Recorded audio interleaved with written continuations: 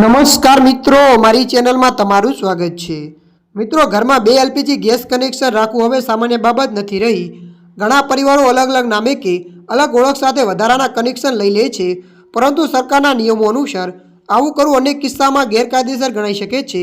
જો તમારા ઘરમાં પણ એકથી વધુ એલપીજી કનેક્શન છે તો આ નિયમ તમને સીધી અસર કરી શકે છે અને કાર્યવાહી સુધીની સ્થિતિ ઊભી થઈ શકે છે।